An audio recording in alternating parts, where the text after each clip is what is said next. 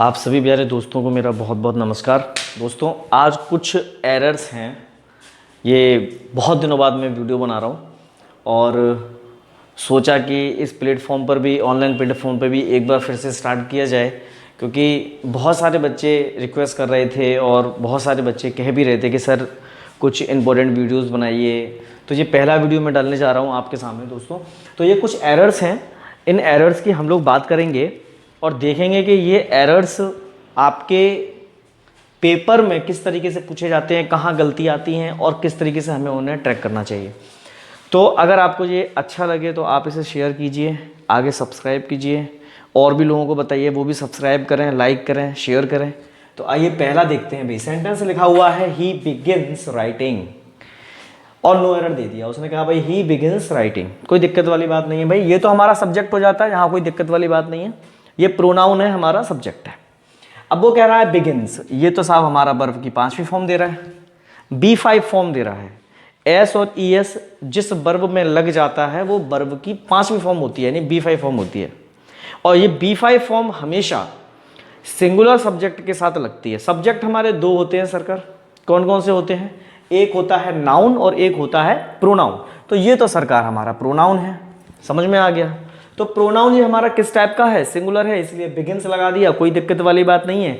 लेकिन जैसे ही हम देख रहे हैं कि ये बिगिन एक क्रिया है और हमने पढ़ लिखा है पहले से ही कि बिगिन के बाद 2+B1 यूज करना है, तो साहब यहां पर राइटिंग यूज नहीं होगा, यूज क्या होगा? To right. ये सेंटेंस सही हो गया। ही बिगिन्स, उसने शुरुआत करता है, वह शुरुआत करता है, उसने शुरुआत कर दी किस बात की? लिखने की। तो यहां पे दोस्तों हमको ये बात समझना होगा कि इसके साथ क्या लगेगा? 2+B1 लगेगा। अच्छा दोस्तों, ये बिगिन के साथ में 2+B1 लगा रहे हैं, आपने इसी का मिलता जुलता एक शब्द सुना होगा, स्टार्ट। इसके साथ भी लगाएंगे क्या हम 2+B1? तो हम कहेंगे ना, इसके साथ नहीं लगाएंगे, इसके साथ डायरेक्ट B4। अगर इसी सेंटेंस की मैं बात करूं तो इस सेंटेंस को मैं कुछ इस तरीके से लिखता कि ही स्टार्ट्स राइटिंग। मेरी बात को समझ के चलना। अगर मैं इसे स्टार्ट के साथ, बिगिन नहीं लिखता मैं, अगर इसे स्टार्ट के साथ बनाता तो मैं कुछ इस तरह से बनाता कि ही स्टार्ट्स राइटिंग, ये ठीक होता। तो अगर अब आप लोगों के दिमाग में ये ऐसा इशारा नहीं जाना चाहिए कि सर हम यहाँ स्टार्ट से लिख दें क्या, तो इसमें एरर हो जाएगा। नहीं, ऐसा नहीं होगा। देखो बिगिन के साथ में ये नियम है ही भाई कि 2+B1 लगाना है, तो इसलिए हमें आगे का पार्ट को चेंज करना होगा। ऐसा नहीं कि आप बिगिन को हटा के स्टार्ट कर देंगे, ऐसा नहीं करेंगे। अच्छा, B4 फॉर्म लग रही है तो यहाँ स्टार्ट के साथ अगर स्टॉप भी आ जाएगा तब भी हम B4 फॉर्म ही यूज करेंगे। आप लिख सकते हैं यहाँ पे ही स्टॉप्स राइटिंग। क्लियर हो गया भाई? उम्मीद कर रहा हूं आपको समझ में आ गया होगा। बात करते हैं दूसरा नंबर। लिखा है सी फॉरगॉट, रिमेंबरिंग नहीं होना चाहिए, टू रिमेंबर होगा, टू रिमेंबर होगा।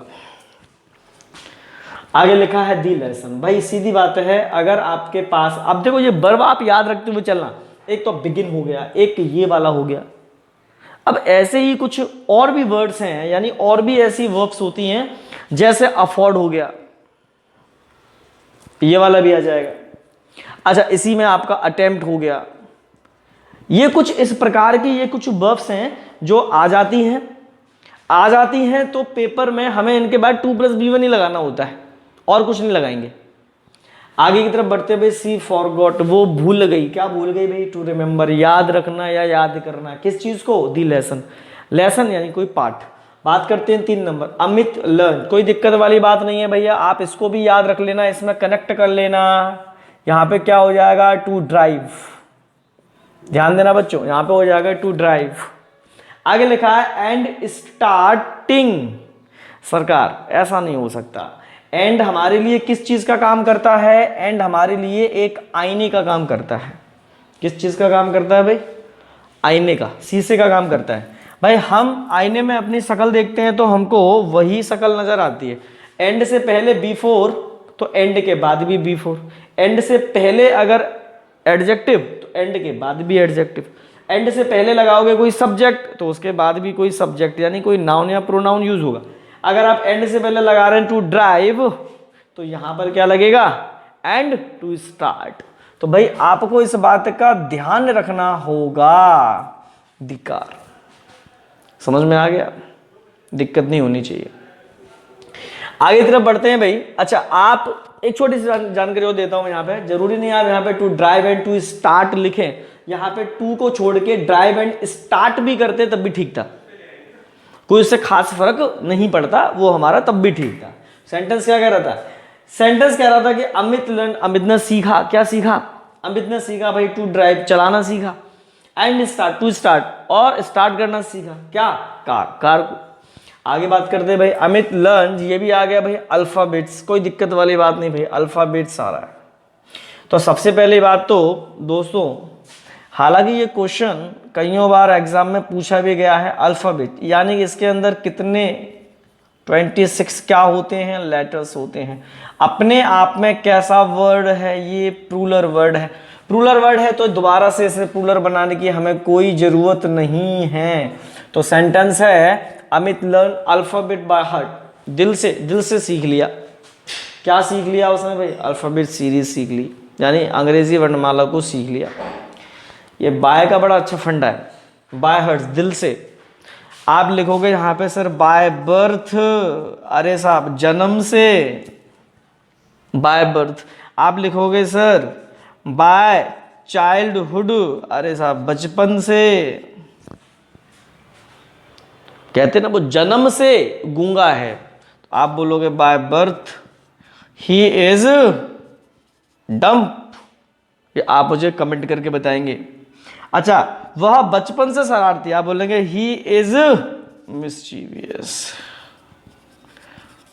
तो बेटा आपको इस बात का विशेष रूप से ध्यान रखना होगा कि आखिरकार अगर कभी बाय का यूज किया जा रहा है तो किस फॉर्म में यूज किया गया? से के फॉर्म में, जन्म से, बचपन से। समझ गए? अब आप लिखेंगे by the age of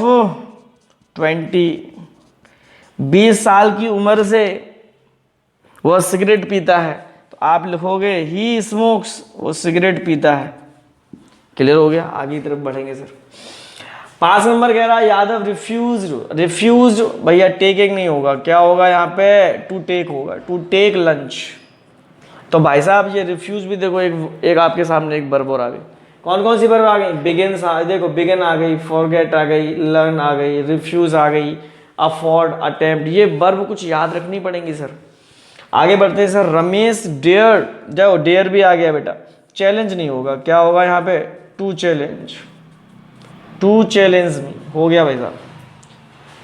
5 number कह रहा था कि Yadav refuse to take lunch, Yadav ने मना कर दिया लंच लेने से। और ये क्या कह रहा है कि रमन ने साहस दिखाया टू चैलेंज, चुनौती देने के लिए, किस चीज का? मी, मुझे। अच्छा अब सुनना जरा, टेक वर्ड जो आप यूज करते हैं ना बच्चे, वो कहाँ यूज करते हैं? कहाँ यूज करते हैं टेक? जैसे भाई आप टेक यूज करते हैं तो कहाँ यूज करते हैं?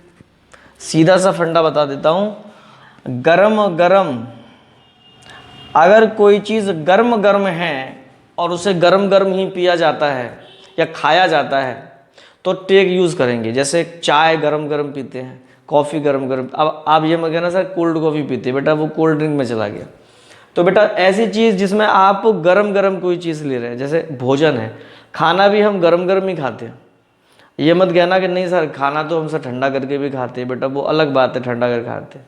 लेकिन पुराने ज़माने में लोग गरम ही खाते थे, चूल्हे पे मम्मी खाना पका रही हैं, अपन बैठ के खा रहे हैं।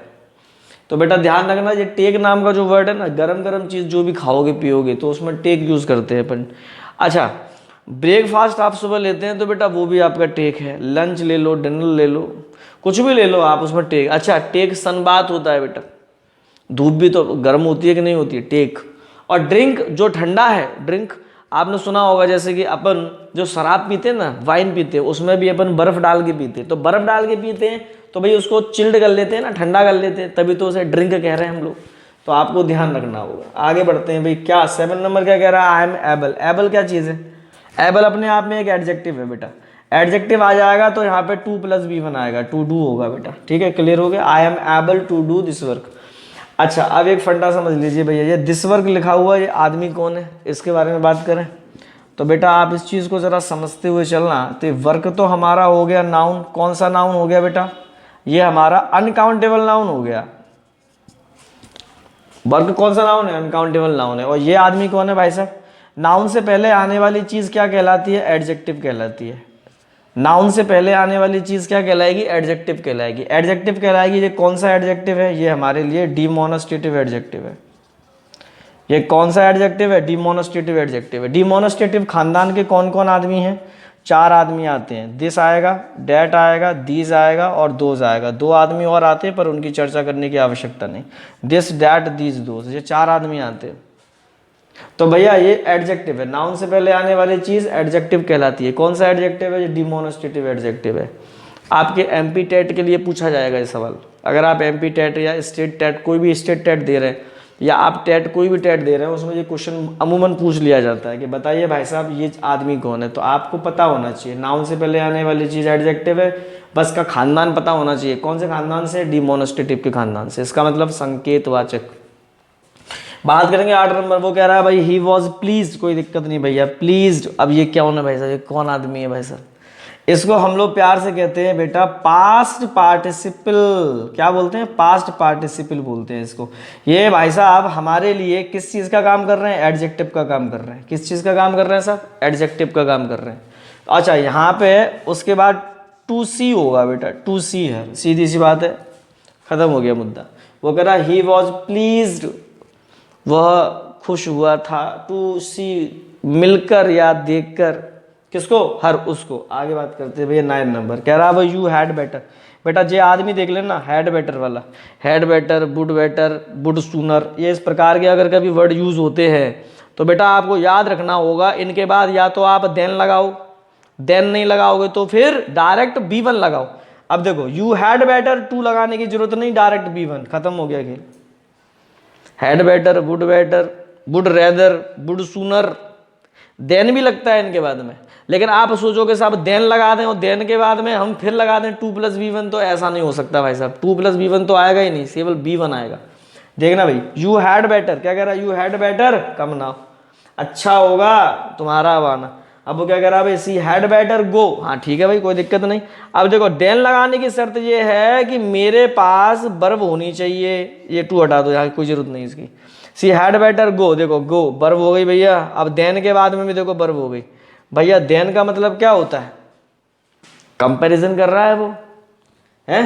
सी हैड बेटर गो, जाना अच्छा रहेगा। देन स्टे, स्टे माने ठहरना, ठहरने से ज़्यादा जाना अच्छा रहेगा हेयर, यहाँ से। तो भैया आपको ये बात समझना होगा अच्छे तरीके से कि जब भी आप देन यूज़ कर रहे हैं तो देन की भी खासियत है। अगर B1 है तो यहाँ भी B1 आएगी, ठीक है। क्योंकि कंपैरिजन जो होगा वो समान लोगों में होगा, असमान लोगों में कंपैरिजन नहीं कर सकते हम लोग। ऐसा नहीं कि जहाँ पे आप वर्ब लिख रहे हो फिर यहाँ पे एडजेक्टिव लिख रहे हो, उससे कंपैरिजन नहीं हो सकता। आगे की तरफ बढ़ेंगे भैया, क्या कह रहा है वो? 11 नंबर कह रहा है सी हैड रेदर, और कोई दिक्कत वाली बात नहीं, हैड रेदर ठीक है भैया, स्टे ठीक है, देन ठीक है, टू नहीं आएगा बेटा। देखो भैया ये भी वर्ब है, ये भी वर्ब है, डिपार्ट और ये भी वर्ब है। सी हैड, माफ करना, सी हैड रेदर स्टे, ठहरना अच्छा रहेगा, देन डिपार्ट, जाने से अच्छा रहेगा। 12 नंबर ही वुड रेदर, कोई दिक्कत नहीं। देखो वुड रेदर आ गया भैया, डाई आ गया, कोई दिक्कत नहीं, देन आ गया, ये हटा दो यहाँ पे, डाई और टेल। देखो भाई ये भी वर्ब है, ये भी वर्ब है, देन यूज हो रहा है। तो आपको ये बात समझ में आना चाहिए भाई, ही वुड रेदर डाई, मरना पसंद करेगा वो, काहे से? झूठ बोलने से।